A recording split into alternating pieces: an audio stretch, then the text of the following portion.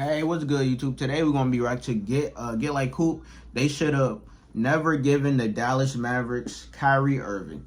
Okay, he probably gonna break down how like the comparison of like Luka and LeBron, how Kyrie won with LeBron and how they dominated, and now Kyrie with Luka. So it's like people compare Luka to LeBron and shit. So it's like basically pairing Kyrie up with the second best option instead of LeBron, Luka. So let's get into reaction though. But I think defensively, bro, it's gonna be tough, bro. Because Kyrie and Luka are both damn near cones, bro. Good, but not enough. You can't have that level of discrepancy asking him to carry that load all season long, and it's not eventually going to work against you. He needs help. 33, 8, and 8. He's doing his job. Facts. 100% sure. He's doing his job. Facts. Damn, this fucking music and shit. Stephen A. talking. I think like that we can all agree that in recent days, almost every single sign pointed to Kyrie's run in Brooklyn coming to an end. Facts. With that being said, who knew that it would be the Dallas freaking Mavericks who pulled through in the end? Like I said in my last video, that Luka Doncic clock is ticking and the Mavericks know it. Yeah. For some reason, this confused some people and they thought that I was talking about his age, when in reality, I was talking about his contract and the team around him. When you have a player that has reached the status of Luka Doncic, for better or for worse, you're on the clock. Yep. You better make the most of it or somebody else will. In today's NBA, there's no guarantee that a star will stay on your team, even if you're winning. But at the very least, putting a competent roster around them can only increase your odds of keeping said star. About a month ago, reports would drop that stated that Luka Doncic was pushing for changes to the Dallas Mavericks roster. While Luka Doncic and even Mark Cuban would refute these reports, it's clear that this franchise felt like it was time for a change. Yes. And we'll get into that. But first, today's content is brought to you by Prize Pick. Man, prospects be fucking selling me, bro. As Kyrie Irving and Kevin Durant played together for just 74 regular season games. That's not even a full season. Nope. In those 74 games, they'd go 47-27 and leave with just one postseason series win. I'm not going to say that this duo underachieved together because the numbers do it for me. As somebody who loves what Kyrie provides on the basketball floor and the good that he's done off of it, I'm glad that this whole debacle in Brooklyn is finally coming to an end and both sides can finally move forward. Today, Shams would break the news that we'd all been waiting on, announcing that Kyrie Irving and Markieff Morris would be traded to the Dallas Mavericks for Spencer Dinwiddie, Dorian Finney-Smith, a 2029 first-round pick, and multiple seconds. While the Mavericks would end up with Kyrie, Woj would add in that the Lakers and Nets had multiple conversations on a potential deal, but at the end of the day, the Nets would prefer the Mavs package, getting back a point guard and a wing to plug in now, plus future picks. Remember guys, the Nets have every reason to remain competitive. It's not exactly like they own all of their upcoming picks, and you can thank James Harden and the Houston Rockets for that one. It's kind of mind-boggling looking at everything that's transpired in Brooklyn and looking back at everything that had to be given up to acquire James Harden. Waste of time, man. To end up giving into his trade request a season or so later. To get back to Woj, he would also add in that the Mavericks GM, Nico Harrison, has a long relationship with Kyrie Irving going back to their Nike days together, and that Jason Kidd wanted this trade. Dallas needed a second star for Luka Doncic, and now they have one with Kyrie Irving. In the comments below, let me know what you guys think of this move and the Mavericks' chances of keeping Kyrie happy long term. Now, this trade wouldn't come without hesitation. I don't know. Kyrie is so unpredictable, man. Like, Kyrie could be in the greatest situation possible, and then like, him being so unpredictable, that situation could go to shit. So I don't fucking know.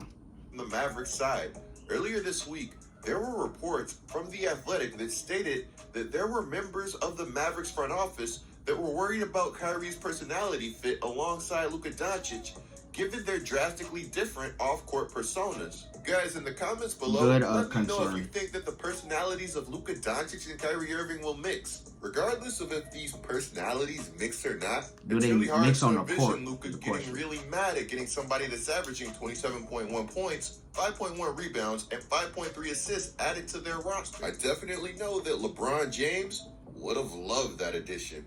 Which, speaking of Bron, you know what? In a weird way, I kind of feel bad for him. Because there was all of this hype about Kyrie potentially joining the Lakers, and then Kyrie does not join the Los Angeles Lakers. Hey, I thanks just know to that Nets my for guy that. Bron is somewhere sick to his stomach right now. After all, he did tweet out, "Maybe it's me." I can hear the Drake playing in the background by just looking at this tweet. This is a post-breakup tweet. This isn't a "I didn't get Kyrie Irving" tweet, at least in my opinion. To make matters worse, not only would LeBron send out this tweet, he'd go on ESPN the following day to talk about how frustrated he was about not getting Kyrie Irving. Well, definitely disappointed.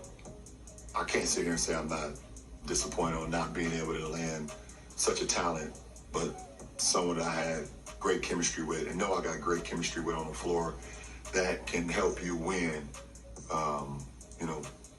championships. In my mind, in my eyes. But my focus has shifted now. My focus has shifted back to where it should be, and that's this club now, and what we have in the locker room. That's a quick pivot, LeBron. It's a quick pivot. Quick pivot. It don't take me long. It don't take me long. I don't get too excited about the possibilities of things that can be. I kind of envision myself on what it can, but I don't invest it all the way into until I know it's happening. And when it does not happen, I'm back locked in on the job at hand. So, we had an opportunity. I think our names was out there. The Lakers' name was out there. We had an opportunity. Didn't happen. We move on, and we finish the season strong. Try to get a bid into the postseason, where I feel we go in healthy and we compete with anybody. If you're a teammate of Bron's, how is this supposed to make you feel? I can tell you guys that it certainly didn't make Westbrook's brother feel good. Now, don't get me wrong. Bron did show some confidence in his guys throughout this interview too, but if you ask me, that's the least that he could have done at this moment. Anyways, I hope that Bron's not too down and he finds his trust in Rob Pelinka, because at the end of the day, he really has no choice. This is quite literally what he signed up for. So yeah, I said I felt bad, but I think I'm just going to go ahead and take that feeling back right now. To cut the joke short, honestly, I have faith in Pelinka right now. Now, how long will that last? Only time will tell. Hey, I shout out to understand Pelinka, if you're bro. a Lakers fan and you're frustrated by the way this whole Kyrie Irving situation played out. Not getting Kyrie sucks, Yeah. but not getting fleeced is good. From That's everything that I've been able to gather, it's clear that Joe Tsai wasn't doing the Los Angeles Lakers or Kyrie Irving any favors. And there are reports out Fucking there hater. that flat out say that. He was not trying to send Kyrie to LA unless he felt like he was getting over on LA. Don't believe Hater. me? Check this out. Apparently the Nets That's why turned your down a team package suck that included now. Westbrook, Failure a franchise. 2027 and a 2029 first round pick. According to Shams, in order for Kyrie to the Lakers to happen, the Nets wanted not only what I just listed, but they wanted all of the Lakers' young talent like Austin Reeves and Max Christie, and also pick swaps. They wanted the dreaded pick swaps. Just 2 first-round picks was simply not going to cut it for Los Angeles. Lakers fans, if it makes you feel any better, the Lakers offer wouldn't be the only one that the Nets would shoot down. Reportedly, the Nets wanted 3 first-round picks from the Suns after being offered Chris Paul, Jay Crowder. That's why the and Nets is a first-round failure picks franchise, for bro. Kyrie. Now, regardless of all the hype surrounding Kyrie landing in Los Angeles, according to Chris Haynes, he's ecstatic about the trade to the Dallas Mavericks, and he's looking forward to teaming up with Dallas Mavericks superstar Luka Doncic. We heard this now, while before, there's though. been no assurance of a contract, reportedly, Kyrie is eligible for one, and both parties plan to reassess the situation when the season is over. Meaning that there's a lot at stake this season for Dallas, because if this goes south, I really don't know where you go from here. Yeah. But of course, that comes with the territory. Hey, you gotta The take the Mavericks risk, are man. taking a massive risk, which I understand, and I'm actually all for. Personally, Hey, I'm all for it too. Scaring money don't make no money, so it's like, bro, you gotta I feel like Kyrie is try all you overrated. can Let's be to get real. Luka At the end of the day, a the chip, bro. potential for greatness is there. Like I said, or at in least my deep in the content playoffs, other at day, least. this team was in a really weird spot where it's not exactly the easiest to acquire all-star level talent. Now, not only did this team do it, they did it for what I'd consider relatively cheap. Sure, Kyrie comes with his own set of concerns, but would you really pass on pairing one of the most talented offensive players that we've ever seen with a generational talent that's been starving for help? Guys, according to StatMuse, the Mavericks were not only 0-7 without Luka Doncic before Jesus this trade, Christ. they'd be 30th in defense without him. They'd be 30th in that's field goal filthy. percentage without him. That's They'd be filthy, 30th bro. in three-point percentage without him. They'd be 30th Luka basically in a net whole rating without offense. him. And they'd be 28th on offense, which all of a sudden doesn't seem so bad considering everything else. Yeah, guys, I still can't believe the Mavericks didn't extend Brunson when they had the opportunity to either. Now, regardless of what anybody thinks of this trade, I think that they'd have to admit that at the very least that this trade is absurdly exciting. Yeah. Who needs defense and stability when your team is dropping 200 points a game looking like the Monstars from Space Jam on offense? Seriously though, guys, I hope that this team still finds a way to acquire more defense and more quality role players in general, especially this offseason, which I'm sure they'll do. Surely this team knows that the job isn't done just acquiring Kyrie Irving. Yes. In the comments below, let me know what you guys think of the Brooklyn Nets' return on this trade. As wild as it is to say, I definitely think that they could have done worse.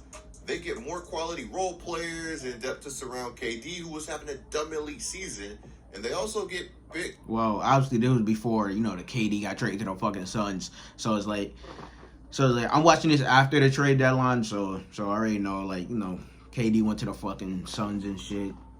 Kyrie, Mavs, whatever. Which really could become anything at the end of the day. Everything that I've seen points to the fact that the Nets basically just blew it up. They may use some of these picks or players that they've accumulated to upgrade their roster for future runs. You guys know me. I like to take the glass half full approach every now and then also. To empty my glass, imagine that you're Kevin Durant and you go from Kyrie Irving and James Harden to Ben Simmons. I'm sorry, Ben, I really had to find a way to fit you in. Now, Ben the only guy left on the Nets. That's crazy.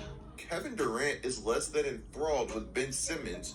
But bro, hey, Ben who sucks, needs to bro. be happy with Ben Simmons when you got guys like Cam Thomas dropping 44 points on 16 of 23 from the field? That game could not have happened at a better time, and as we all know, the Brooklyn Nets will need his scoring more now than ever. Cam Thomas did that shit 3 games in a row. Followed this game up with another monster game, dropping 47 points.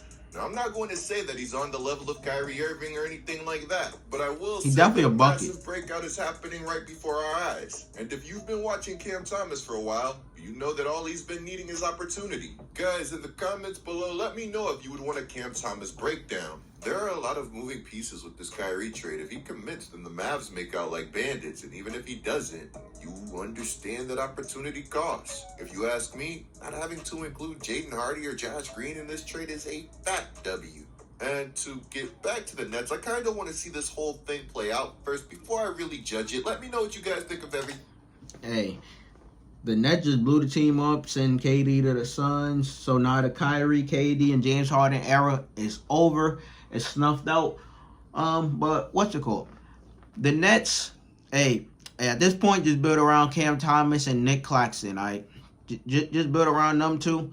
And the talent that they acquired from all the trades that they did ain't bad. Ain't bad. They'd be competitive. Maybe a play-in playoff team, probably. It ain't bad.